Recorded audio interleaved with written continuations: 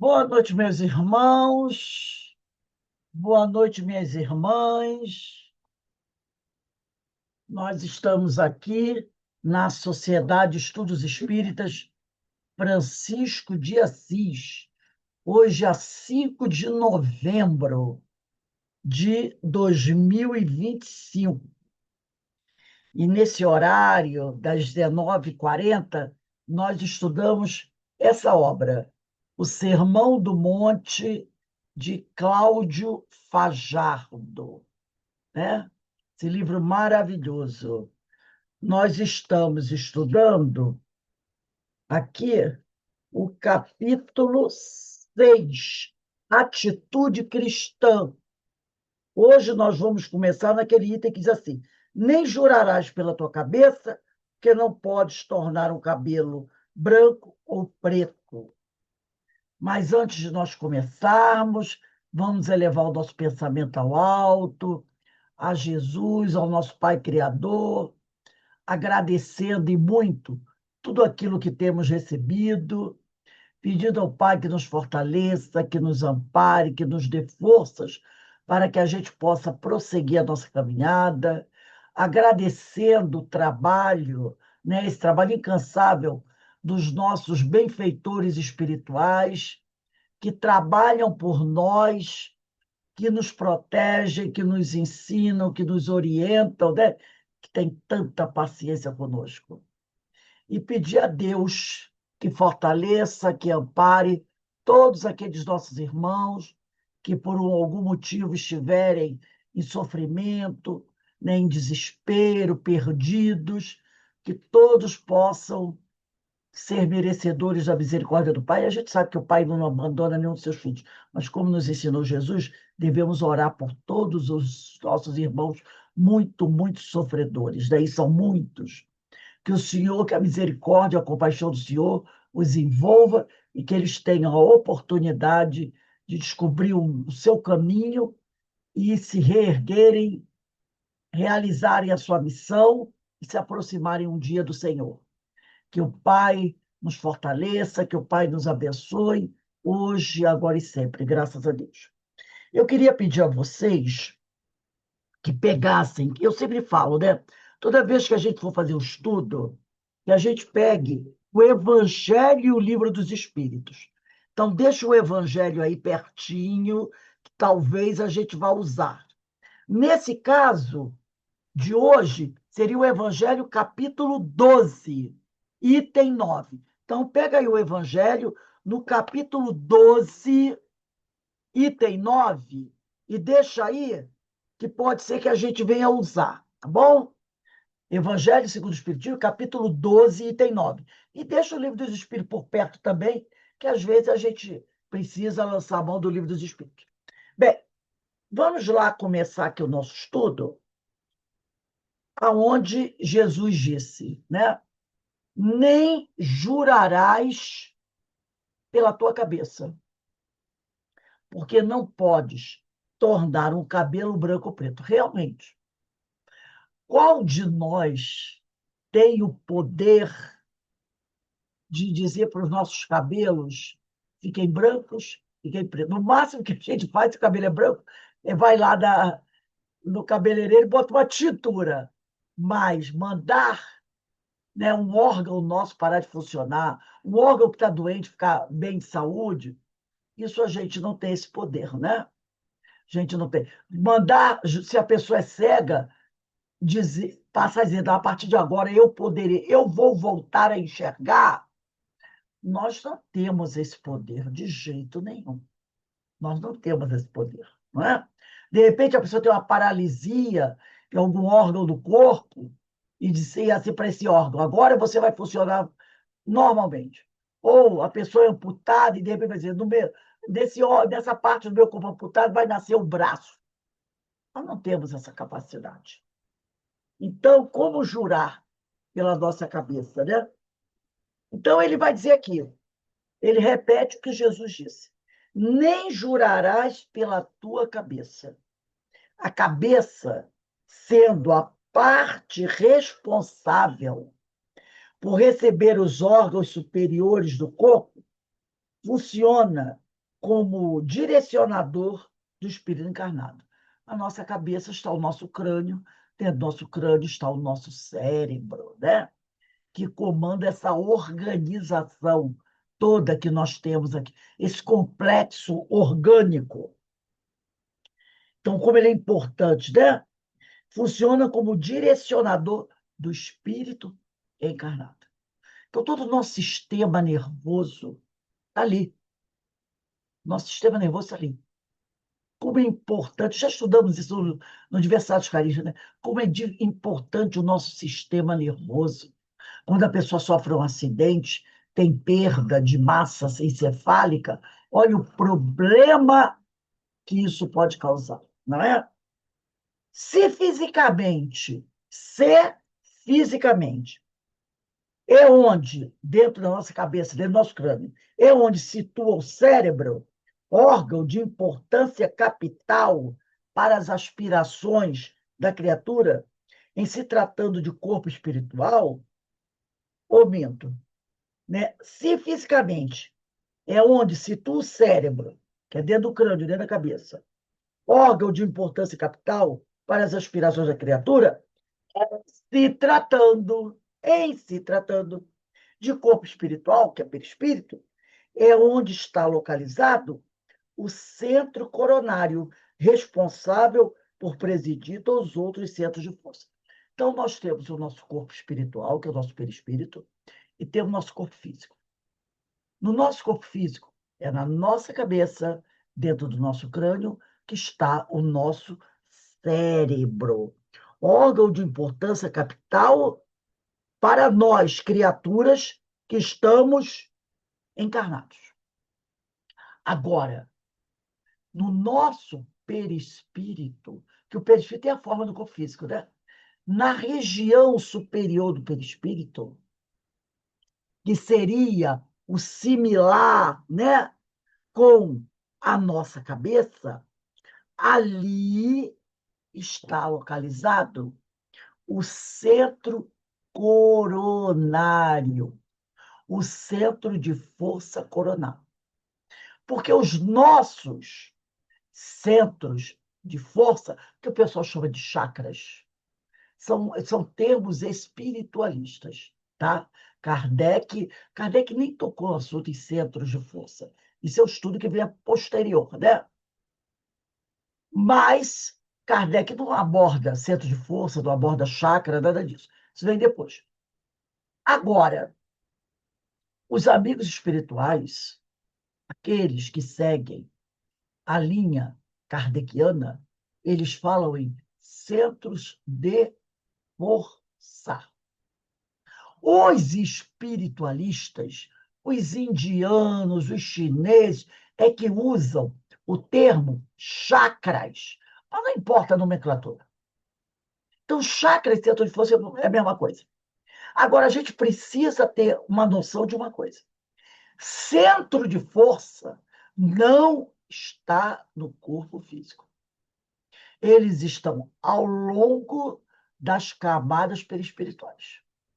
Eles estão no perispírito. No nosso corpo estão os núcleos nervosos. Tem até um nome que me fugiu agora. Tem outro nome. Então, esses centros de força vão se encontrar no corpo físico com esses fulcros nervosos. Tem um nome que eu não estou me lembrando agora, me fugiu o nome agora. Mas os centros de força estão no perispírito. Então, o que ele falou? Na parte superior do nosso corpo, onde se localiza a cabeça, está o nosso crânio. Dentro do nosso crânio está o nosso cérebro, né? O nosso cérebro. Órgão de importância capital para as aspirações da criatura encarnada. Agora, no nosso perispírito, nessa região da cabeça, está o centro coronário. Centro coronário, como ele diz aqui, responsável por presidir todos os outros centros de força. Então, nós temos no alto da cabeça o coronário, nessa região aqui da testa, entre os olhos, temos o frontal, nessa região aqui temos o laríngeo, no meio aqui do peito, né, mais um pouquinho para a esquerda, nós temos o centro cardíaco, temos esplênico, né, na parte lateral assim, do tronco, temos o gástrico, ou chamado também de solar, responsável pela digestão, e temos o básico, né? O básico, que também tem um outro nome que me fugiu agora, que é responsável pelas forças sexuais, chamado de básico. Logicamente, nós temos inúmeros outros centros de força. Não são apenas esses, tá? No nosso perispírito estão inúmeros outros centros de força. Dizem os amigos espirituais centenas de centros de força, centenas deles. Só que esses são o que os estudiosos chamam mais atenção, né? Que são os 7, está lá, coronário, frontal, laríngeo, cardíaco, esplênico, gástrico, solar e o genésico, que eu não estava lembrando. Genésico, né? Então, são 7. Então, eles traçam uma linha desde da nossa testa, aqui, ó, e vai essa linha direta. Só quando vai chegando aqui no mais ou menos no esplênico, que é um pouquinho, mas eles tratam mais ou menos uma linha reta. Então, seriam esses 7 os centros capitais, tá? Mas nós temos muitos outros. Por exemplo, como eu falei, o coronário está ligado, está aqui no alto da cabeça, o frontal está no lobo frontal, o laríngeo nessa região da garganta, o cardíaco próximo ao coração, o esplênico ou mesentérico está ligado ao baço, o gástrico solar ao estômago e o coccígeo ou hipogástrico, né, que está ligado ao genésico, o plexo. Ah, são plexos nervosos, que me faltou agora. Os plexos. Está ligado ao baixo ventre. Então, no corpo estão os plexos nervosos. No perispírito, os centros de força. Entendeu? E esses plexos estão ligados a essas regiões. Alto da cabeça, lobo frontal, garganta, coração, baço, estômago, baixo ventre. Então, os plexos estão no corpo, mas os centros de força estão no perispírito. Então, ele diz aqui, em se tratando do corpo espiritual, é onde está localizado o centro coronário, responsável por presidir todos os outros centros de força. Então, o centro coronário organiza todos os outros centros de força. Se temos o pé ligado ao solo, como definidor da nossa necessidade de transitar pelas coisas materiais, temos na cabeça a oportunidade de gerar recursos que nos ligam às questões espirituais, né? Então, eu vou repetir aqui para ficar bem claro isso aqui, tá? Bem claro para ninguém ter nenhum problema, tá? Os centros de força estão no nosso perispírito. E os plexos estão no nosso corpo físico. Então, o centro de força coronário, que se localiza no alto da cabeça, está ligado ao plexo coronário, localizado aqui no alto da cabeça. O frontal, centro de força frontal, está ligado ao plexo frontal ou carótido, que se localiza no lobo frontal. O laríngeo está ligado ao plexo laríngeo ou faríngeo, como também pode ser, está ligado à nossa garganta. O cardíaco, ligado ao plexo cardíaco, localizado próximo do coração. O esplênico, que é centro de força, ligado ao plexo esplênico ou mesentérico, localizado no baço, importantíssimo.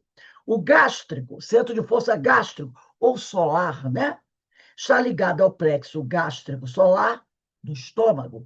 E o centro de força genésico ou básico, né? Está aqui ligado ao coxígeo ou hipogástrico, no nosso é o plexo correspondente. Localização do corpo, no baixo ventre. E aí ele vai falar. E o centro coronário é responsável por presidir todos os outros centros de força, tá? E aí ele faz essa analogia, ele diz: se temos o nosso pé ligado ao solo, ao chão, como definidor das nossa necessidade de transitar pelas coisas materiais, temos na cabeça a oportunidade de gerar recursos que nos ligam às questões espirituais. Tá? O processo evolutivo encaminha o ser inteligente, que é o espírito, ao desenvolvimento. Primeiro, o do intelecto, que o nosso intelecto sempre se desenvolve primeiro, né? E quando este desenvolvido entra em acordo com os valores do sentimento, o espírito vê-se em condições das mais nobres realizações. Então, quando o espírito desenvolve o seu intelecto, e aí, com o passar do tempo, vai desenvolvendo, né, a sua moral, de acordo com os valores do sentimento, de acordo com os ensinos de Jesus, esse espírito se vê em condições das mais nobres realizações.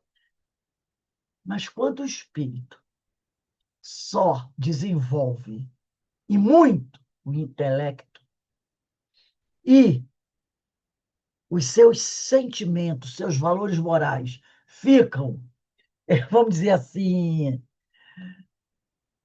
endurecidos, desastre à vista, não é? Desastre à vista. Eu estava lendo ainda agora, né? Às vezes aparecem umas matérias assim, falando sobre a Segunda Guerra Mundial, sobre aqueles homens, né, que fizeram parte daquilo, do nazismo. Então, o autor do texto ele fala que nunca se viu tantos intelectuais reunidos em prol das trevas, porque aqueles homens eram inteligentíssimos, a começar pelo líder, a começar por Hitler. Tem gente que não gosta de falar o nome. Ai, meu Deus. É aquelas coisas, superstições. Ai, eu não vou falar esse nome. É igual aquele pessoal que antigamente, eu me lembro que eu tinha uma vizinha que quando ela, uma vez, eu era criança, ela conversando com a minha mãe sobre uma sobrinha dela que estava doente. Ela disse, e ela está com aquela doença. Eu não sei se vocês pegaram isso. Né? Não falava o nome da doença, era o câncer. Ela está com aquela doença. Falava baixinho, né? Como se o falar o nome já atraísse. Então, ela está com aquela doença. Então, tem pessoas, eu já vi até espíritas. Ah, não, não gosto de falar o nome desse espírito. Hitler, é um espírito como outro qualquer, que se equivocou, né? Como disse aqui o nosso querido Emmanuel, né? Que se equivocou, que fracassou desastradamente. Alguém duvida que ele tinha mediunidade? Alguém duvida? Gente, aquela capacidade. Quem já viu aqueles vídeos? Quando ele fazia aqueles discursos no estádio em Berlim, milhares de pessoas ficavam assim, ó, magnetizadas. Nós ainda temos os vídeos hoje, né? De vez em quando passam documentários, você vê ele no alto, que aquele estádio está igualzinho, não mudaram nada, tá?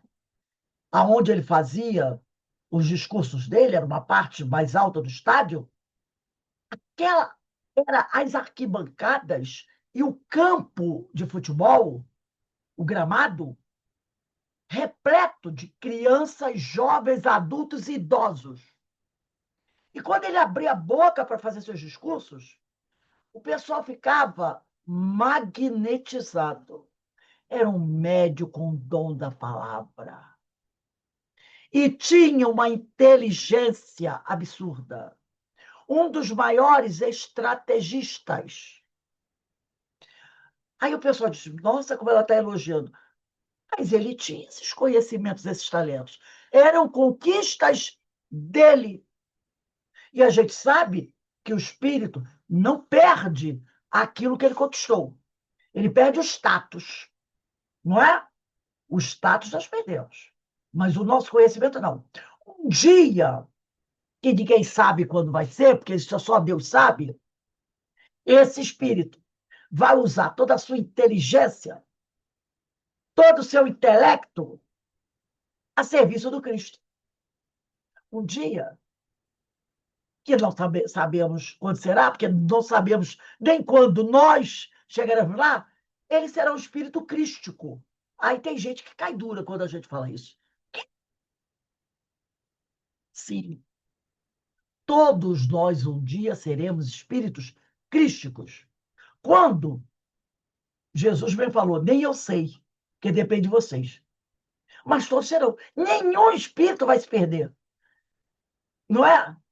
Todas as ovelhas que o Senhor confiou a Jesus, ele não se perderão. Nenhuma das ovelhas dele se perderá. Elas poderão se atrasar da sua caminhada. E como ele, muitos outros, como nós também nos atrasamos. Mas todos serão um dia espíritos crísticos. Por mais que para algumas pessoas isso seja um absurdo. E nós sabemos que não é. Quem dissesse há 1.100 anos atrás, vamos dizer assim, mais ou menos por aí, ou há 1.700 anos atrás, que Alarico seria o trabalhador de Jesus, não é? Aquele bárbaro. O que as pessoas diriam? Jogar pedra nele e mata, porque está falando uma besteira. E olha Jesus Gonçalves aí, não é? Quem visse o senador Públio Lentulus em Roma, com aquele orgulho todo de senador romano, hoje sendo um grande trabalhador de Jesus, Emmanuel, diria o quê? Absurdo.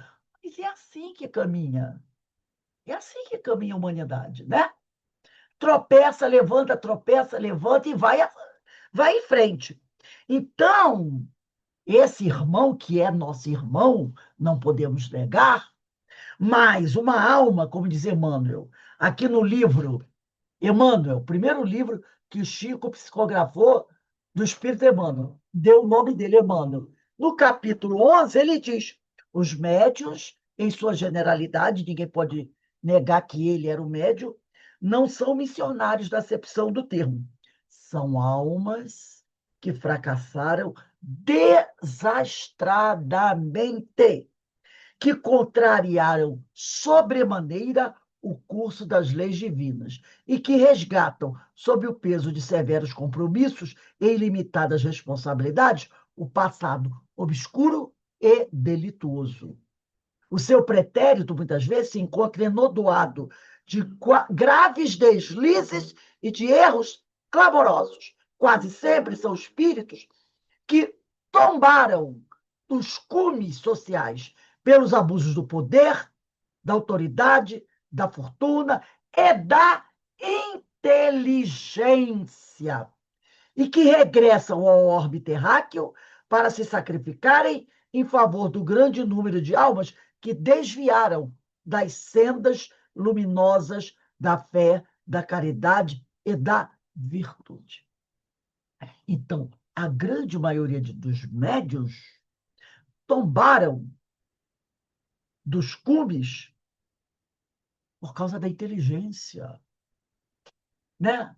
Da inteligência. Inteligência essa que se desenvolve primeiro. E aí a moral vem atrás. A moral vem atrás. Mas quando essa inteligência, essa moral, essas duas asas, né, estiverem bem equilibradas, bem desenvolvidas, esses espíritos farão maravilhas trabalhando para o Senhor. Aí é quando, como está lá na questão 115 do Livro dos Espíritos, retornarão ao Pai. E aqui ele continua: assim, a cabeça deixa de ser simplesmente ornamento para tornar-se em região aglutinadora das possibilidades evolutivas. Porque o nosso cérebro está aí, não é? A nossa mente utiliza esse cérebro para realizar o que precisa para alcançar o seu progresso. Aí tem uma outra parte aqui que Jesus fala. Porque não podes tornar um cabelo branco ou preto. Realmente, nós não podemos. Nós não podemos. Nós não podemos dizer assim. Se eu tenho uma miopia violenta, eu não posso ser assim. Agora voltarei a enxergar normalmente. Eu não posso fazer isso. Não é? Eu não posso fazer isso. Então, eu não posso. Se eu não tenho essa capacidade nem de tornar um cabelo branco ou preto, como vou jurar? Então, ao fazer tal afirmativo, o pastor divino nos propõe processo de autoanálise que se faz necessário nos tempos atuais. Aí a gente vai, né, mais uma vez, falou em autoanálise, vamos lá para Agostinho, só vamos ler aquele iniciozinho, né, daquela questão. Eu gosto sempre de começar pela 919, que está lá no livro terceiro, capítulo 12, Perfeição Moral, Conhecimento de Si Mesmo. Porque eu acho que as três, você lê só a 919A, fica assim, meio torto. Vamos começar pela 919. Porque Kardec, porque o título é Conhecimento de Si Mesmo.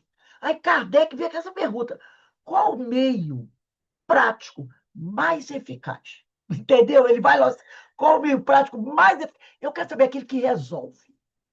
Né? Aquele que resolve.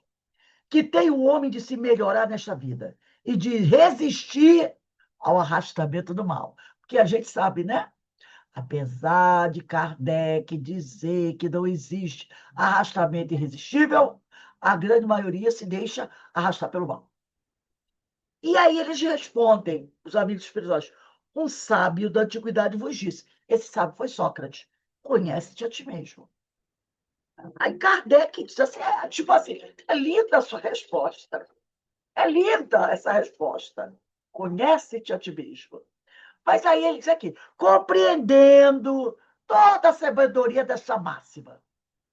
Mas, aí ele bota logo uma conjunção adversativa. Mas a dificuldade está precisamente em cada um conhecer a si mesmo. Qual o meio de consegui-la? Isso eu já sei disso. Eu sei que eu preciso conhecer a mim mesmo. Mas o negócio é o seguinte: é difícil. Como eu vou fazer para conhecer a mim mesmo? Aí Santo Agostinho dá essa resposta espetacular. Fazei o que eu fazia quando vivi na Terra. Então, ele está dizendo, ele tá passando uma receita, Santo Agostinho. Não é uma coisa que ele ouviu falar de outro, não. É uma coisa que ele fazia e deve continuar fazendo. Fazei o que eu fazia quando vivia na Terra, ao fim do dia.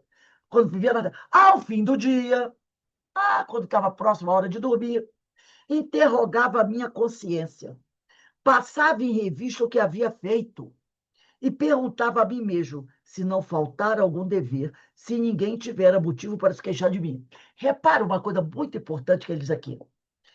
Passava em revista o que havia feito e perguntava a mim mesmo, por quê? Se ele dissesse assim, eu procurava meu melhor amigo e perguntava para ele assim, Fulano, o que eu fiz durante o dia foi bom? E eu não faltei a nenhum dever? Eu teria algum motivo que alguém se queixasse de mim? O grande amigo ia dizer o quê? Ou o grande amigo interesseiro, ou grande amigo, para não nos chatear. Oh, Agostinho, querido irmão, claro que não. Você fez tudo certo. Não é assim que muitas vezes o amigo faz? É. Não, não esquenta a cabeça. Você está bem. Às vezes a pessoa está mal, só fazendo besteira. Mas se o outro tiver algum interesse em você, o famoso puxa-saco, ele vai dizer: não esquenta, mas tudo, você só faz a coisa certa. Você é um espetáculo, não é? Ele, sabedor disso, ele fazia. Eu perguntava, era para mim mesmo, porque a minha consciência não vai puxar o meu saco. A minha consciência não vai ficar me paparicando. Alguém já viu alguma vez consciência paparicar? Claro que não. Ela. Ah! Então, ele diz aqui, perguntava a mim mesmo, porque não tinha como se enganar. Se não faltar algum dever, se ninguém tiver motivo para queixar-se de mim. Foi assim que cheguei a me conhecer e a ver o que em mim precisava de reforma. Aquele que todas as noites recordasse todas as ações. Repara, não, e outra coisa inteligentíssima que ele diz aqui, ele não recomendou que isso fosse feito no fim de semana. Por exemplo, né? O último dia de semana qual é? Não é o sábado? Faz só no sábado. Ora, quando eu chego do sábado, já passou segunda, terça, quarta, quinta, sexta. E tem o sábado, 6 dias. Será que eu vou lembrar com detalhes o que eu fiz dos 6 dias? Alguma coisa vai passar. Mas ele diz o seguinte: ao final do dia, então, todo dia, é mais fácil de lembrar, não é? É mais fácil você lembrar o que você fez de manhã do que você lembrar o que você fez há 4 dias atrás. Então, esse é outro ato inteligente dele aqui. Então, aquele que todas as noites recordasse todas as ações que praticara durante o dia e perguntasse a si mesmo o bem ou o mal que houvera feito, rogando a Deus e ao seu anjo da guarda que o esclarecessem, adquiriria grande força para se aperfeiçoar, porque, crede-me, Deus o assistirá. Portanto, questionai-vos, interrogai-vos sobre o que tendes feito e com que objetivo agistes em dada circunstância. Se fizeste alguma coisa que censuraríeis se feito por outrem. Essa é outra coisa inteligente que ele diz. Pensa bem, se fosse outro fazendo isso, você aplaudiria? Né? Se praticaste alguma ação que não ousarias confessar, perguntai ainda isto: se aprovesse a Deus chamar-me neste momento, quer dizer, se eu morresse nesse momento, teria que temer o olhar de alguém ao entrar de novo no mundo dos espíritos, onde nada é oculto? Será que eu tenho algo a me envergonhar se eu desencarnar agora e chegar no plano espiritual? Será que eu tenho algo para me envergonhar? É a famosa pergunta que ele faz aqui. Se você ficar assim, já sabe que, ó. Então, corrige isso. Corrige isso. Eu acho essa resposta de Agostinho sensacional. É sensacional. Então, ele diz aqui, né? Ele fala aqui. Ser super. Ah, por que não podes tornar um cabelo branco e preto? Ao fazer tal afirmativa, o pastor divino, que é Jesus, nos propõe, porque ele diz assim: meu filho, você não é capaz de tornar um cabelo branco e preto. Então, nesse momento, Jesus nos propõe processo de autoanálise. Podemos colocar aqui, Livro dos Espíritos, 919, né? E a 900 e 19A, né? Então, essas é 919, está aqui, 919A. Então, isso é sensacional, essas duas questões. E 919A, que ele está dizendo aqui. Então, Jesus nos convida a uma autoanálise. Esse Sermão do Monte é um espetáculo, gente. Tem muita gente que fala, vou estudar o Sermão do Monte, o sermão que Jesus falou há 2000 anos, para aqueles homens daquela época, para aquele povo que foi lá ouvi-lo. E ponto final. Não esse sermão é o conjunto dos conhecimentos de Jesus, é o conjunto dos ensinos de Jesus. E ele é ad infinito. É para todas as gerações, para toda a humanidade. Então, a gente pode pegar o que ele está ensinando aqui, o que ele deixou, e aplicar hoje. Daqui a 100 anos, a gente pode pegar o que ele deixou e aplicar daqui a 100 anos. Está sempre atual. Depois ele vai dizer aqui, ser superior neste orbe, o orbe é esse, planeta Terra, criado à imagem do Pai, a gente já sabe isso, né? O que é essa imagem do Pai. O homem se viu outorgado de determinados poderes, que muitas das vezes o fizeram escravo de si mesmo. Então, o uso equivocado do livre-arbítrio, capaz de erguer cidades, construir máquinas, facilitando a comunicação e o progresso, né? Coisas maravilhosas também o homem tem feito com a sua inteligência, desenvolver medicamentos causadores de alívio e tranquilidade, e até de fazer viagens interplanetárias, o representante divino também soube dominar e matar, gerar guerras e epidemias que o levaram ao sentimento de angústia e depressão, que mesmo nos dias de hoje, próximo de todos os continentes, elegeu a solidão como o mal do século. Então, nós estamos aqui. Somos capazes de realizar maravilhas. Não viu aqueles cientistas que estão conseguindo construir aparelhos que vão levar pessoas tetraplégicas a andar? Já mostrou um rapaz que era um esportista, sofreu um acidente, ficou tetraplégico. E eu vi ele, um vídeo, andando no corredor do hospital e descendo escada, sozinho. Espetacular. Agora tem uma cientista também que está fazendo um trabalho também maravilhoso em relação ao câncer e outras coisas. Isso é a capacidade que o homem tem. Mas, infelizmente, a gente vê grandes inteligências fazendo o quê? Drogas sintéticas, capaz de destruir o homem em questão de semanas, não é?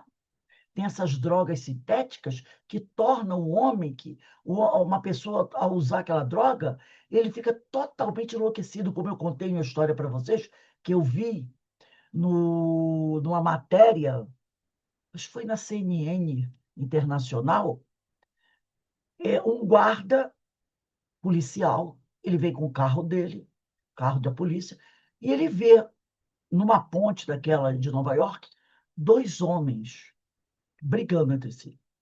Ele chega e percebe que eles estão se canibalizando. Estão ali, parecem duas feras, mordendo, arrancando um pedaço do outro. Ele fica apavorado, tenta detê-los, e eles se voltam contra ele.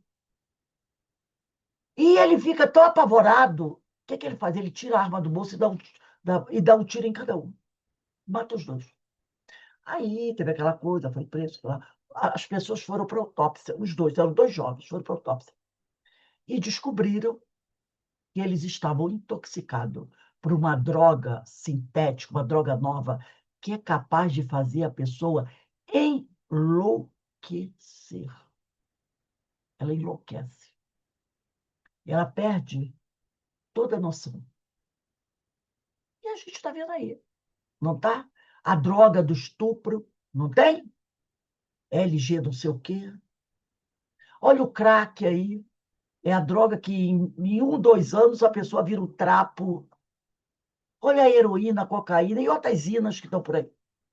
Quem é que faz isso? É é o cozinheiro da esquina? Claro que não. É aquele rapaz que trabalha na farmácia? Claro que não. São cientistas. Cientistas. Químicos. Pessoas de alta cultura e inteligência.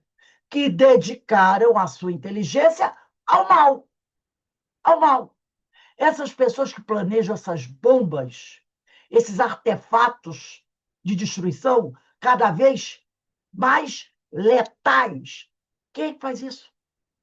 Engenheiros. Quem é que faz uma bomba bacteriológica dessa, esses gás sarin, gás, aquele laranja, né? Cientistas. Arma de destruição em massa. São cientistas, gente. Pessoas de alta inteligência, mas que entregaram a inteligência para o mal, para ficarem milionários. Quem é que inventa essas técnicas cada vez mais absurdas e letais de enganar pessoas pela internet para arrancar o dinheiro delas? Porque basta dizer assim, um grupo vai receber aí um aumento, vai receber uma indenização, no outro dia já tem golpes, empresas montadas com trabalhadores, com pessoas que estão lá sentadas nos computadores, com um plano para arrancar o dinheiro das pessoas, fazer empréstimo das pessoas. E outro dia eles pegaram um grupo. Sabe quem era o líder do grupo? Era um jovem de 15 anos. Muitos dessas quadrilhas, desses hackers, que bolam essas coisas mirabolantes para enganar as pessoas, são jovens, cada vez mais jovens. Um desses era do Rio Grande do Sul, tinha 15 anos. Inteligente, porque não é qualquer um que bola uma coisa dessa, né? Que vai para a internet e monta todo esse esquema. Às vezes dentro de uma garagem, às vezes dentro do próprio quarto. Basta um computador ali. Então, é aquilo que ele está falando aqui, né? Quando esse homem que tem essa inteligência espetacular também tiver a sua moral do mesmo nível, se tornará um grande servidor do Cristo, né? O homem tem possibilidades mil, diz o nosso irmão Cláudio Fajardo. Detentor do livre-arbítrio, senhor do seu próprio destino, pode ele a quase tudo atender. A quase tudo. Não pode tudo, né? A quase tudo atender. Mas conhecedor dos fatores externos, não procurou saber de desenvolver-se a si mesmo. E ainda hoje, apesar de tudo que sabe, e sabe bastante, não pode trabalhar os recursos mantenedores da vida contidos na expressão crística, porque não pode se tornar um cabelo branco ou preto. Então, é aquela coisa, né? Nós teremos o nosso poder, né? O nosso poder será sempre relativo. O nosso conhecimento será sempre relativo, porque o conhecimento absoluto, o poder absoluto é de Deus. E ninguém nunca terá igual a Deus esse poder absoluto, esse conhecimento absoluto. Então, o nosso poder, nosso conhecimento, ele é relativo, né? Alguém gostaria de falar alguma coisa? Gente, como a gente fala o estudo, ó, é para trocar. É para trocar, não é para deixar eu falar sozinha, tá? Eu tenho certeza que tem muita gente aí que tem coisa para falar. Isso, Alberto, fala aí. Não, é que o Cláudio Fajardo ele é muito feliz, né? De poder trazer essas reflexões e a gente vê que tanto lá da autoanálise do Santo Agostinho, tanto quanto o mau uso da inteligência, isso tudo está relacionado à questão moral, né? Porque se você usa a tua inteligência para o teu desenvolvimento de si mesmo, do teu autoconhecimento, você tem uma ferramenta ótima, né? Agora, se é para usar, para como você está dando exemplo, dar golpe, isso e aquilo, você está usando a tua inteligência contra si mesmo, né? É quase uma arma contra si mesmo. Não, não é quase, é uma arma contra si. É, pois é. E uma arma que pode É, eu fazer disse estrago quase porque é literal, né? Não é uma arma em si, mas é uma maneira de se autoagredir, né? e de atrair para si muitas e muitas dores. E durante muito tempo. Quando você usa a sua inteligência para praticar o mal, você está construindo um futuro que será temporário. Ah, vai sofrer 1000 anos, mas é temporário, um dia acaba. Mas aqueles 1000 anos vão parecer 10.000, né? Porque o sofrimento será atroz. Ô, Rose, Falha, Joana. isso que você está falando é o que causa esse finalzinho aqui, elegeu a solidão como o mal do século? Pela essa prática, acaba elegendo a solidão como o mal do século? É quando ele diz aqui, né? Gerar guerras, né? E epidemias que o levaram a um sentimento de angústia e depressão que, mesmo nos dias de hoje, próximo de todos os continentes, elegeu a solidão como o mal do século. Sim, A prática do mal, né? você vê muitas pessoas, né, que acabam, o pessoal não fala que a depressão é o mal do século, né? As pessoas acabam se sentindo solitárias. Elas acabam, né, se perdendo, né? Então, ele diz aqui, gerar guerras e epidemias vão nos levar a um sentimento de angústia e depressão. Então, no final, essa criatura vai se sentir uma criatura solitária, né? Solitária. E a solidão como nunca existiu, nunca. A gente pode ver hoje em dia, né? Quantas pessoas estão procurando fazer tratamentos, né? Quantas, quantas, quantas. Então, quanto mais você mergulha nesse mal, quanto mais você se afasta de Jesus, mais solitário você fica, né?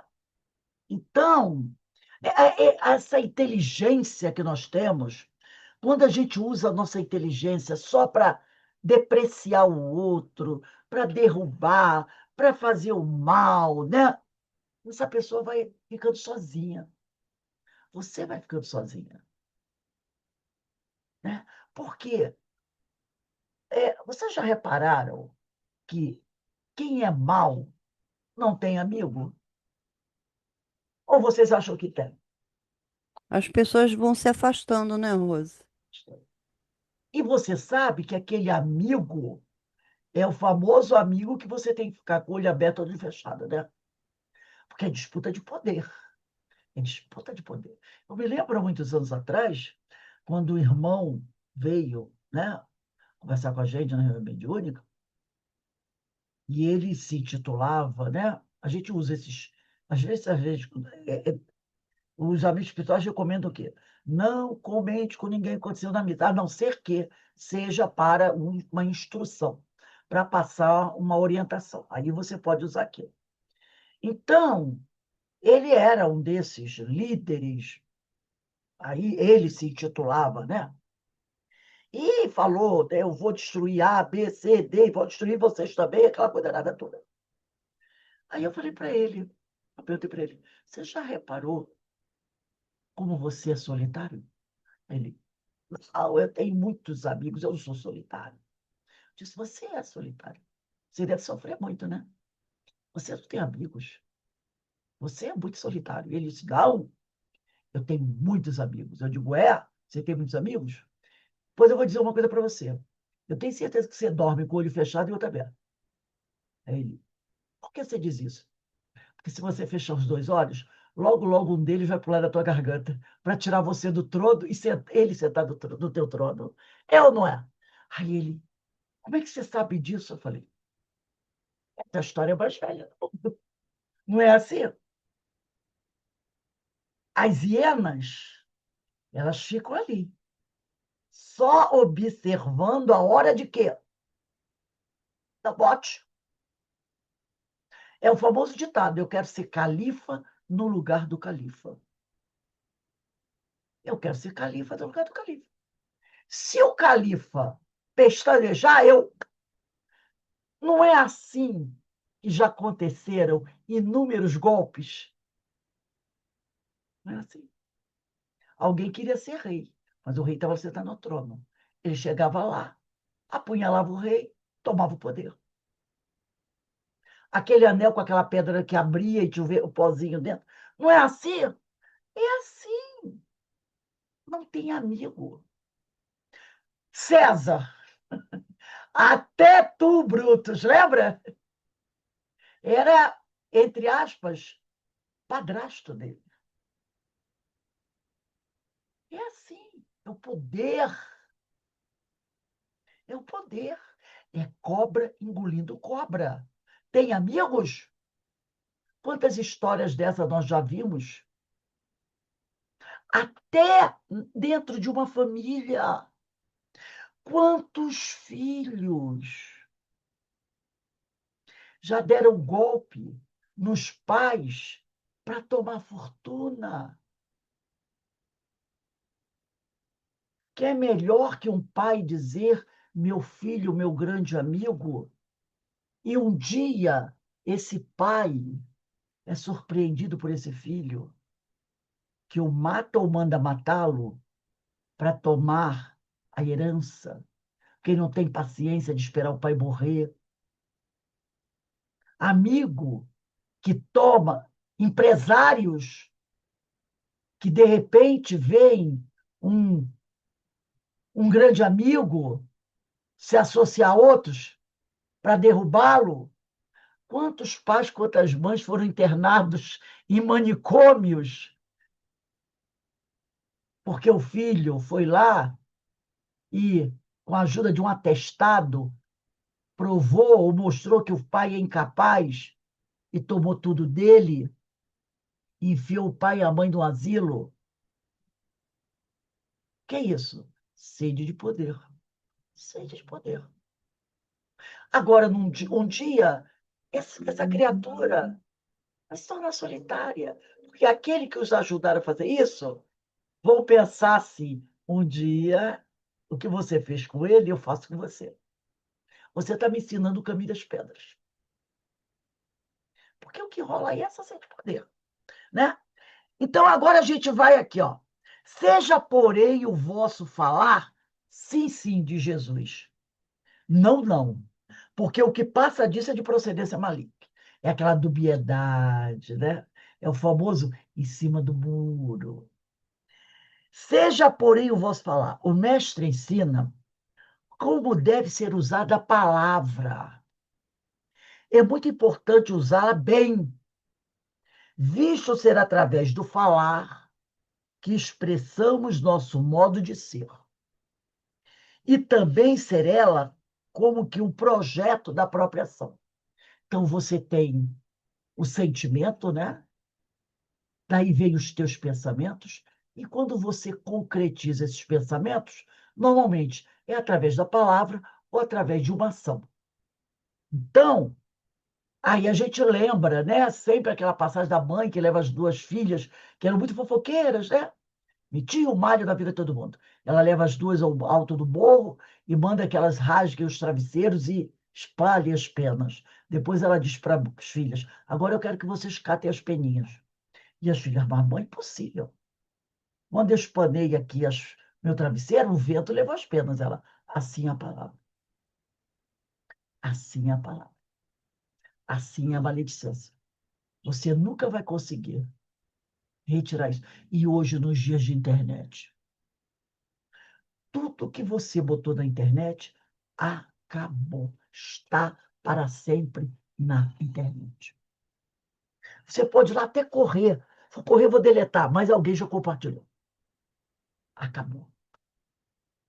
Daí o cuidado que a gente tem que ter. E ele diz aqui, o pronome vosso, por isso que ele diz, seja, porém, o vosso falar. O pronome vosso define de quem é a palavra, dando responsabilidade àquele que fala. Então, seja, porém, o vosso falar, disse Jesus. Ele não está falando do falar dele, ele está falando do nosso. Aquela pessoa que fala. Então, o pronome vosso define de quem é a palavra, dando responsabilidade para aquele que fala. Através de seu uso, podemos também nos escravizarmos, porque só somos realmente donos dela enquanto não a proferimos. Enquanto a palavra está aqui, ela é nossa. Ela pertence a nós. No momento que você profere a palavra, você perdeu a propriedade dela. Ela não te pertence mais. Ela está no mundo. A partir do instante em que foi verbalizada, já estamos sujeitos às suas consequências. Por isso que hoje, nos dias de internet, as pessoas chegam lá, né? Ah, fulano está lá. Aí chega, vai para os comentários e baixa a ripa dos comentários da pessoa. Sem esquecer que a partir do momento que você fez aquele comentário crítico, malicioso, agressivo daquela pessoa, você está sujeito que às penalidades. Que aquela pessoa pode processar você. Ela não pode processar enquanto o teu pensamento está aqui, não é? Mas no momento que você dá vida a esse pensamento, tem um monte de gente aí sendo processada pela internet, no Facebook e outras coisas mais. Pela simples forma de expressar, podemos fazer amigos ou encerrar uma convivência feliz. Quantas pessoas perderam amizades, amizades grandes, amizades fortes por causa do negócio de política, não é? Então, aí podemos fazer amigos ou encerrar uma convivência feliz, criar sentimentos de amor ou de ódio, entristecer o semelhante ou alegrá-lo, vincular ou desvincular. Desta forma, vemos a importância de sabermos usá-la com critério. Usar o quê? A nossa palavra, né? Então, nós precisamos usá-la com critério. É por isso que Jesus, o terapeuta maior, faz questão de ensinar como usar a palavra. Sim, sim, não, não. O sim e o não são polos opostos, definem posições diferentes. Ao se expressar desta forma, Jesus chama-nos a atenção para a necessidade de nos posicionarmos diante de qualquer situação. Lembra quando ele diz: seja quente ou frio, mas não seja amor.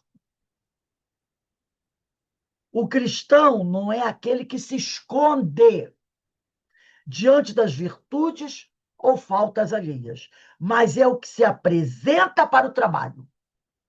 Se somos ainda bastante imperfeitos, ligados mais às viciações do que às virtudes, sabemos também, a partir do conhecimento do Evangelho, qual o caminho a seguir. Então, nós, sim, somos espíritos ainda muito imperfeitos, ou perfectíveis, buscando evoluir, buscando crescer. Mas a gente tem um guia infalível, que é o Evangelho de Jesus. E é simples para a gente. É porque a gente não gosta de usar esse método. É aquilo que os espíritos dizem para a gente. Eu quero fazer algo, eu quero falar algo, eu quero tomar tal atitude.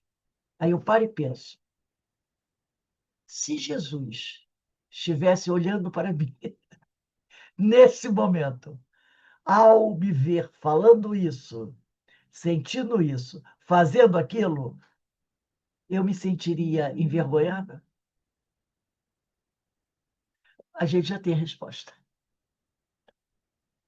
Será que Jesus, eu vejo, lembrando do Evangelho, da vida de Jesus durante o tempo que esteve aqui com seus apóstolos, alguma vez eu vi Jesus fazendo algo parecido com isso? Já temos a nossa resposta. Então, ele diz aqui, né? O cristão não é aquele que se esconde diante das virtudes ou faltas alheias, mas é o que se apresenta para o trabalho.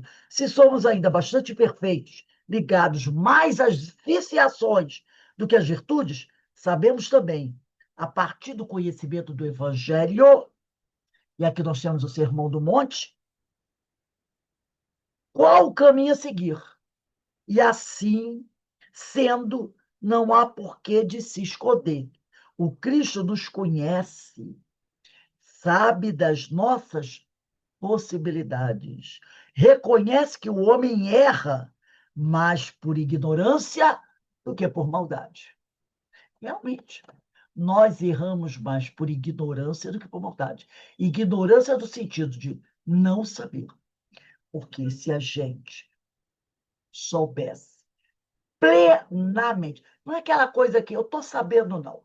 Se a gente soubesse plenamente as dores que aguardam aqueles que se desviam dos ensinos de Jesus de forma, como disse Emmanuel, desastrosa.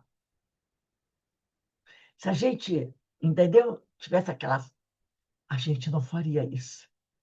Porque as dores são absurdas. Absurdas. Então a gente erra mais por ignorância do que por maldade. Aí ele diz aqui: seja, porém, o vosso falar sim, sim.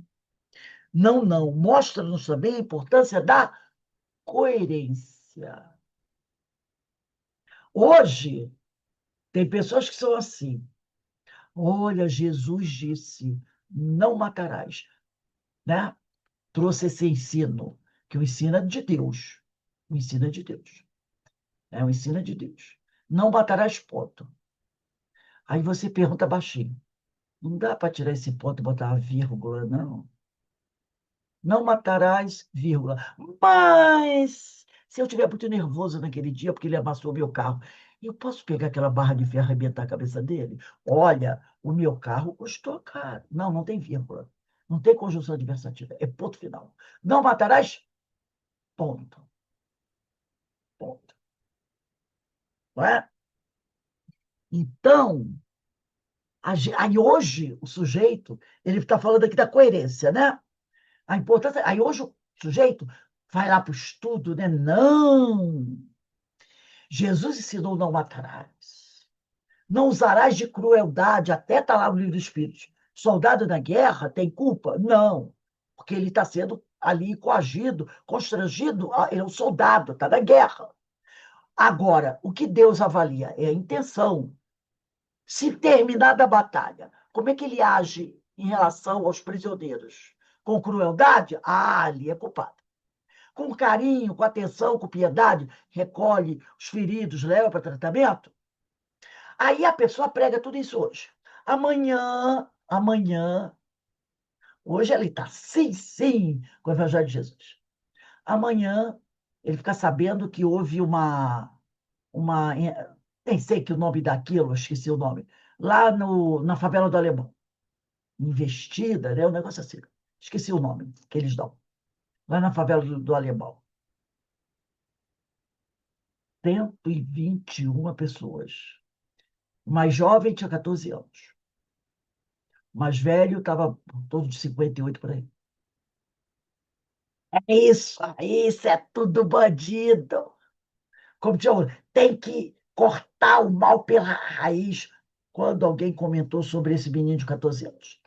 É assim que tem que ser, já tem que cortar pela raiz. Não pode deixar a semente mal crescer. Hoje ele está não para o Evangelho de Jesus. Entendeu? Então você não pode ser incoerente. Hoje você está dizendo sim para o Evangelho, amanhã, dependendo da situação, você está dizendo não para o Evangelho. Se eu falar sim, não, você tem que ter coerência. Né? A hora para o sim e a hora também para o não. Eles são opostos, muitas vezes distantes, mas se unem no posicionamento cristão. Então, você não pode ser incoerente. Eu sei que muitas vezes tem pessoas que receiam desagradar alguém. Aconteceu ontem comigo uma coisa muito. Eu fiquei observando, né, o companheiro. Eu fui num salão cortar o cabelo, fazer aquelas coisas todas. Primeira vez que eu fui. Aí tinha um rapaz lá, eram 3 homens os cabeleireiros. O senhor que é o dono do salão, e 2 que trabalham com ele. A maioria já certa idade. E aí eu estava sentada e a televisão estava ligada, e é o assunto do momento, né, na televisão. É o caso dessa situação aí, que aconteceu lá do Alemão, aquela coisa toda, o ministro da Justiça veio, aquela coisa nada toda.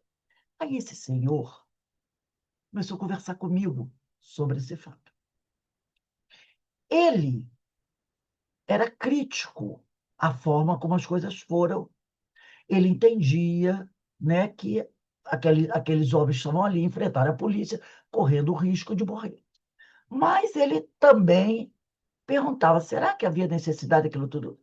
Mas o interessante é que quando ele conversava comigo sobre esse assunto, eu estou só ouvindo. Ele conversava comigo falando baixinho.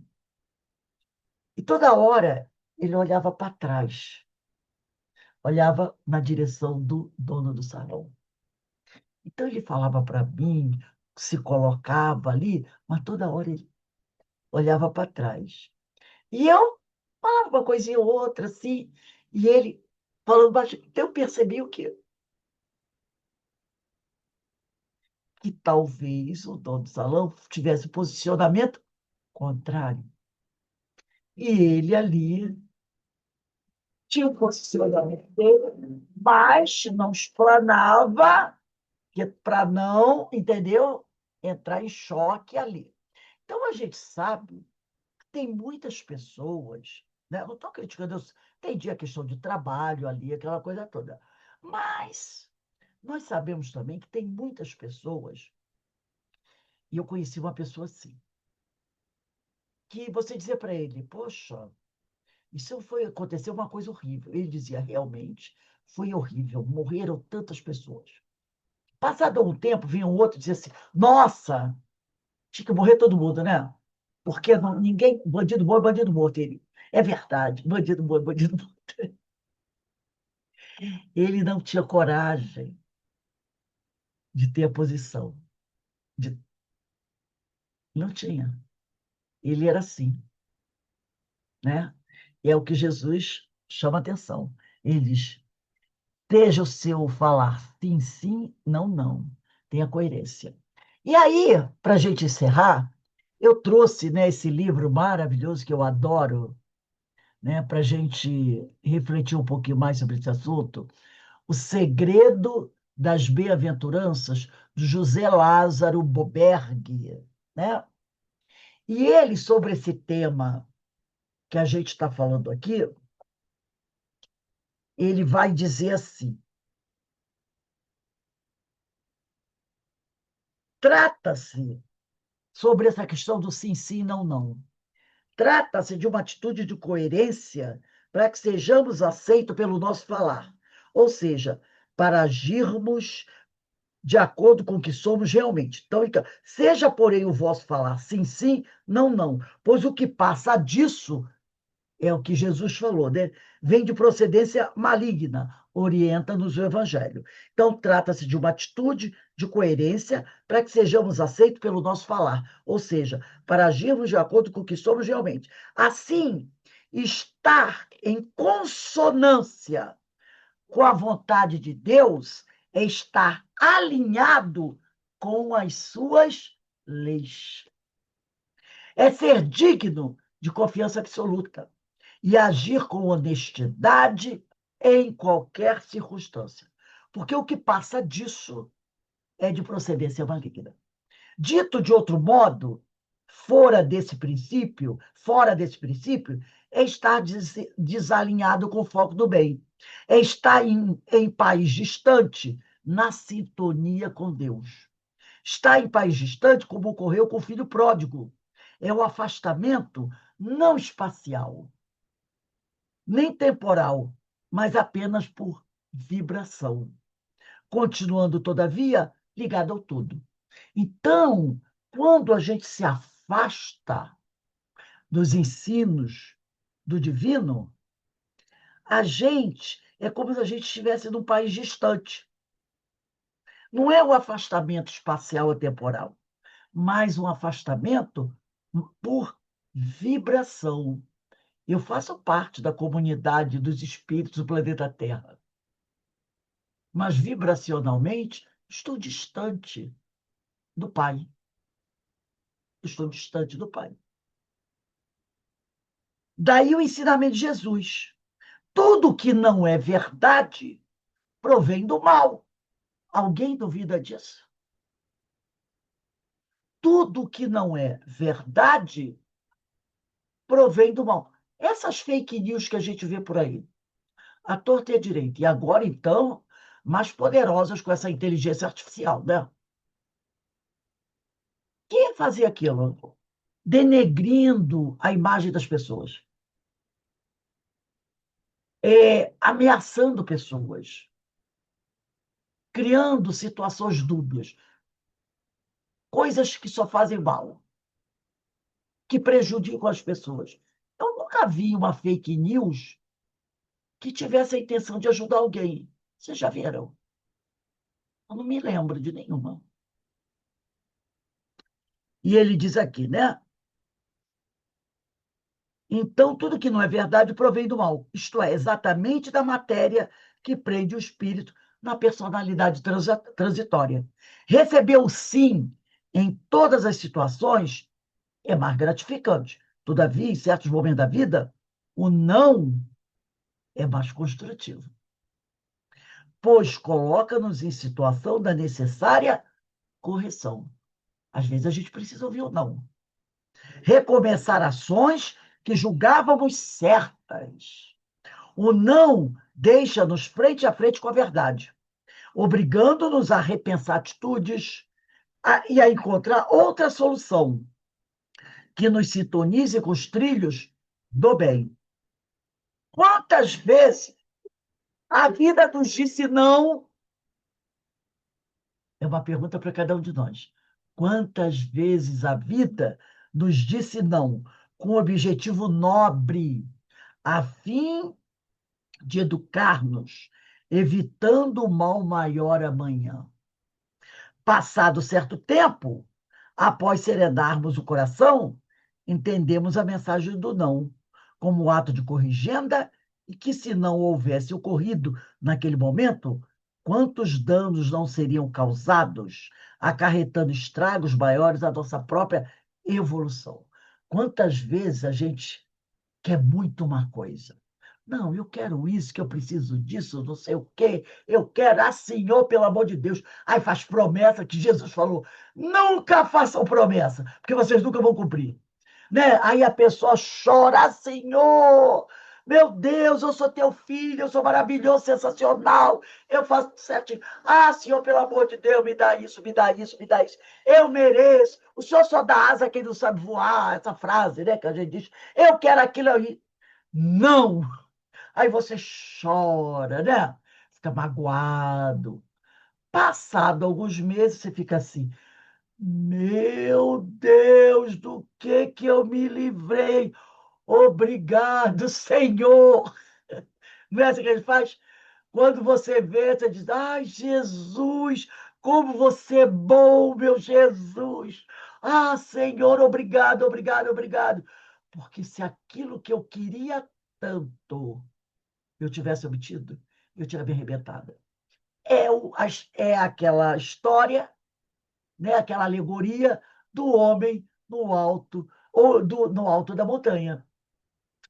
Que quando você está debaixo, no pé da montanha, a tua visão é o quê? Limitada. Você só vê o que está aqui, ó, alguns metros à frente. Mas quem está no alto da montanha tem uma visão de 360 graus. Sabe tudo o que vai acontecer. Então, às vezes, você está aqui no pé da montanha, aí eu quero aquilo que está ali, ó, a 10 metros de mim. Ah, e aquela panela está tão linda, mal sabe que tem uma serpente dentro. O homem que está no alto da montanha viu quando alguém botou a serpente dentro da panela, tampou e deixou ali para você pegar. Então, eu quero aquela vasilha tão linda. Não, você não vai ter vasilha. Ai, meu Deus, que horror! Eu tenho que ficar com essas panelas tudo amassadas. É, vai ficar com as panelinhas amassadas. Amanhã, você vê alguém chegar lá correndo, né? Pegou a vasilha, quando abriu, a serpente picou. Aí você vai dizer, meu Deus, eu queria tanto aquela vasilha. Graças a Deus, Senhor, que o Senhor não me deu a vasilha, né?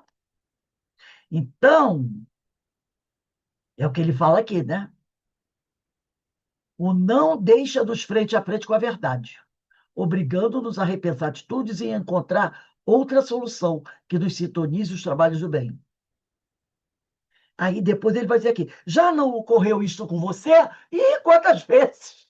Quantas vezes, né? No momento, não entendendo o espírito do não, esbraveja-se e revolta-se. Posteriormente, no entanto, compreende e agradece pela negativa recebida. Dotados do livre arbítrio, dotados do livre fazer, muitas vezes fazemos escolhas erradas.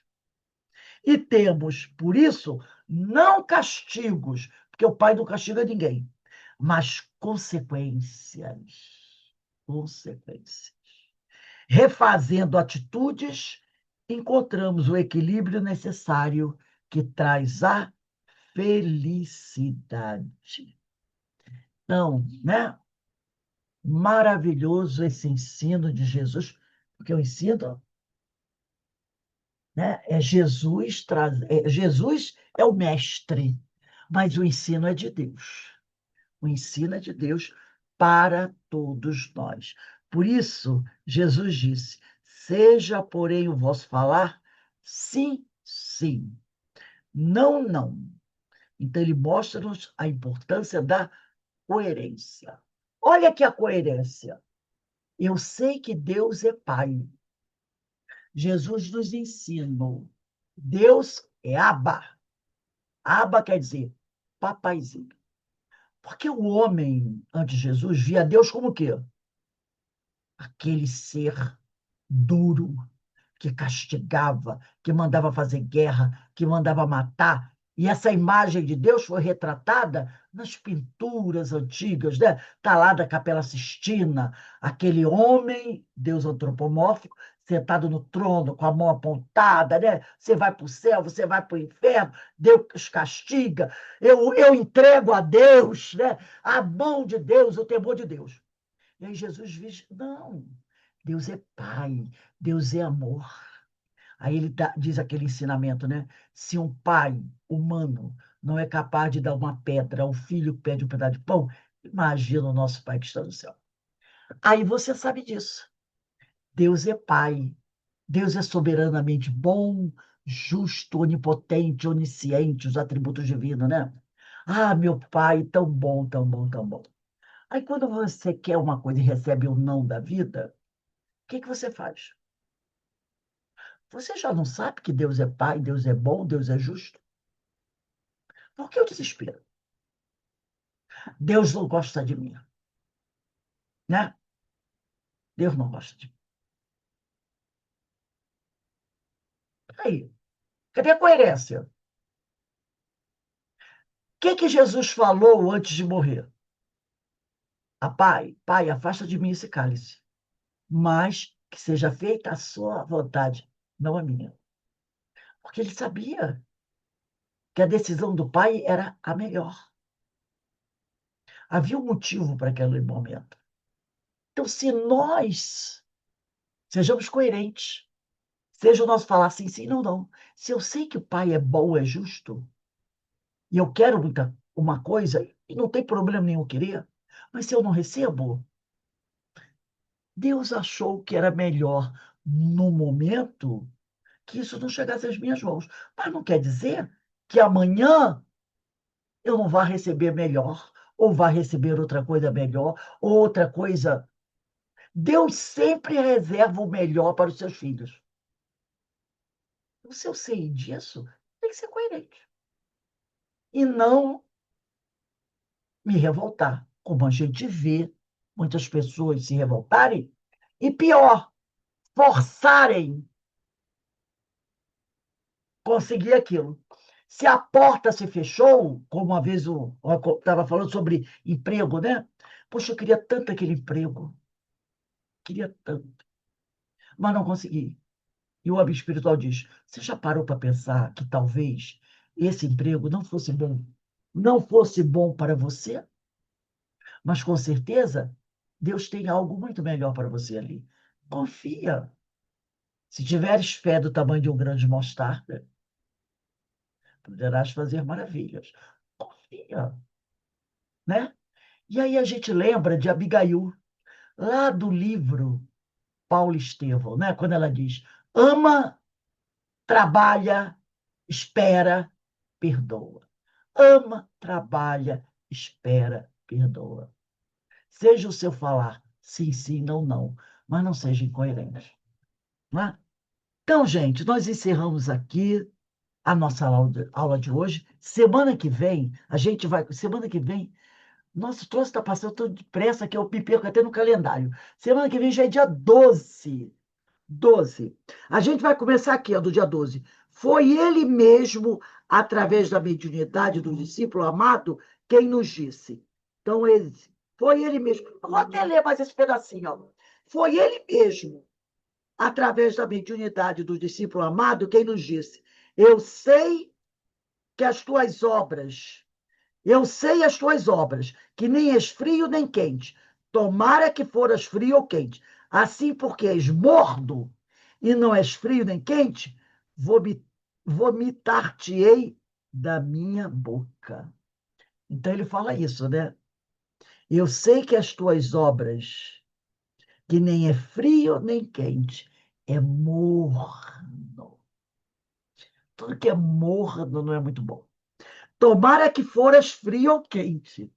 Assim, porque és morno e não és frio, nem quente, vomitar-te-ei da minha boca. Está lá no Apocalipse de João, capítulo 3, versículo 15 e 16.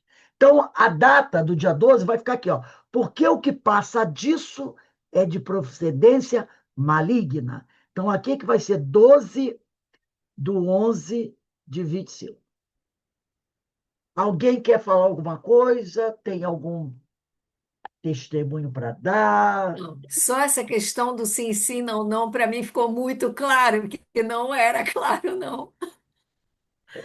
Nossa, ficou muito claro agora. Muito claro. A gente tem. Muito, muito, muito claro. Muito. Eu acho engraçado, eu não raciocinava assim, né? Ele trouxe para a gente, né, de uma forma assim muito, muito evidente da posição. A gente tem que se posicionar sempre. Tem que se posicionar. Né? Não pode ter receio, é porque o outro, porque o grupo não pensa assim, mas peraí. E é aquele posicionamento Sim, educado, respeitando sim, sim, o pensamento do outro. o Não é outro. aquele Mas, posicionamento. Ele não pensa como eu arranca a cabeça dele. Como muita gente faz, não é? Porque pois tem que é, pois pensar é. igual a mim. É respeitando. Mas posicione-se. Sim, Não fique. em cima do muro, né? Porque ele diz, eu vou vomitar-te-ei da minha boca. A gente vai entender isso semana que vem. O que Jesus quis dizer com isso, né? Porque às vezes a pessoa leva as coisas ao pé da letra, né? Lembrando que a letra mata, a letra é a forma, o espírito vivifica, o espírito é a ideia, né? Então, Jesus tinha a posição dele. Ele tinha a posição dele. Lembra quando ele faz aquele sermão dos 8 ais? Ai de vós, e detalhe, havia os discípulos perto dele e os escribas e fariseus estavam lá, que eles sempre estavam, quando Jesus chegava a pregar, eles ficavam por perto. E Jesus disse o quê? Ai de vós, escribas e fariseus hipócritas. Aí eu digo assim, estava pedindo a cruz. E ele fala, né, que roubam o dinheiro da viúva, túmulos caiados, bonitos por fora, porque eles estavam sempre assim, né? Com aquele pano na cabeça, sempre assim, fazendo aquela coisa de homem. Túmulos caiados, limpos e bonitos por fora e podres por dentro. Falava, ele falava. Quando tinha que envolver, consolar, fosse uma prostituta, ele recebia, né? Com todo carinho, não tinha aquela coisa, não, não, não, não, não, porque ela pode me deixar mal, mal a minha imagem. Não, recebia todos da mesma maneira. Tanto que ele diz para Pedro, quando Pedro fala assim, tem muita gente aí de bem, que é até simpático ao Senhor, as suas ideias, mas esse pessoal tem certo receio de nos acompanhar, porque o Senhor está sempre cercado por aquelas pessoas. Quem eram as pessoas? Os pobres, os equivocados. Jesus diz o que para ele? Pedro, Pedro, eu vim para os doentes. Doentes do corpo físico? Não! Doentes do espírito.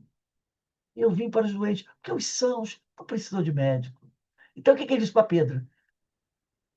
Deixa os seus amigos de bem lá. Se eles quiserem vir até nós, maravilha. Mas eu não vou deixar de caminhar, de auxiliar os doentes por medo de ser mal visto. São os ensinos de Jesus. Então, ele se posicionava. E ensinou seus discípulos a se posicionar. Também, quando eles disseram, vieram correndo falar com ele: Senhor, Senhor, mandamos parar de curar aqueles homens que não nos seguem, não são do nosso grupo, mas estão lá pregando, curando pessoas em nome de Deus e em nome do Senhor. E Jesus disse o quê? Por que mandá-los parar? Se eles estão fazendo bem, que continuem a fazer. Não precisam estar caminhando conosco. Olha aí. Então, Jesus se posicionava e nos convida a nos posicionarmos, né? Então, gente, nós vamos encerrando aqui o nosso estudo desse Sermão da Montanha, espetáculo, né? Por isso que Gandhi falou, se todos os livros religiosos desaparecessem, só sobrasse o Sermão do Monte ou o Sermão da Montanha, nada teria sido perdido. Porque tudo que a gente precisa aprender para se tornar um homem de bem, está ali no Sermão da Montanha. E tem gente que pensa que o Sermão da Montanha são só as bem-aventuranças, né? As 9 bem-aventuranças são só a introdução do Sermão da Montanha. Depois que Jesus termina de falar das bem-aventuranças, aí ele continua nos passando os seus ensinamentos. Então, o Sermão da Montanha tem a introdução, que é as bem-aventuranças, e tem o restante daqueles ensinamentos, que são imorredores. Tá? Então, vamos agradecer a Deus, né, muito por essa oportunidade. E eu vou pedir para a nossa irmã Carmen Mota. Carmen, você pode fazer a nossa prece de agradecimento, minha amiga? Liga seu microfone. Posso sim, posso sim.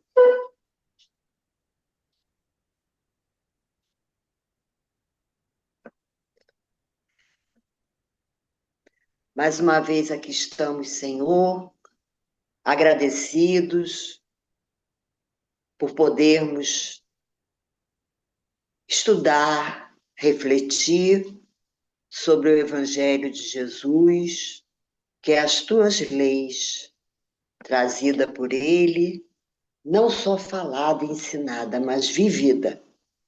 Ele viveu e disse que ninguém iria ao Pai a não ser por ele. É o nosso mestre, é nosso irmão, é nosso guia. E aos amigos espirituais, benfeitores da humanidade, que vieram acrescentar a doutrina dos espíritos, para que pudéssemos, Senhor, entender cada vez mais este evangelho de amor. Aonde houver, Senhor, uma alma sofrida, um coração despedaçado pela dor, pelo sofrimento, por qualquer situação, Senhor, que a tua luz possa se fazer sobre cada um desses irmãos encarnados e os desencarnados que já se encontram no invisível. Que todos nós, teus filhos amados, possamos ser banhados, Senhor, pela tua luz. Fica conosco e nos permita encerrar o estudo desta noite. E que tenhamos uma noite de reflexão. E quando sairmos do corpo, Senhor, possamos continuar estudando, aprendendo cada vez mais a te servir. Fica conosco, hoje, agora e sempre, na graça de Deus. Graças a Deus. Gente, o nosso estudo é toda quarta-feira, às 19h40. E o livro é esse aqui, ó, O Sermão do Monte, de Cláudio Fajardo. Agora tem outra capinha diferente, né? O meu é mais antigo. Então, Sermão do Monte, de Cláudio Fajardo, toda quarta-feira, às 19h40. Bem, meus irmãos, daqui a pouco vai começar a nossa irradiação, tá bom? Então, eu deixo um beijo aqui para todos vocês. Que Boa Deus noite a todos. abençoe e nos fortaleça sempre, para que a gente possa continuar trabalhando em prol do Evangelho do Senhor. Ó, tchau, gente. Ô, Tchau. Tchau, Rose, boa Rose, você noite. não colocou o nome do livro que vai entrar no lugar do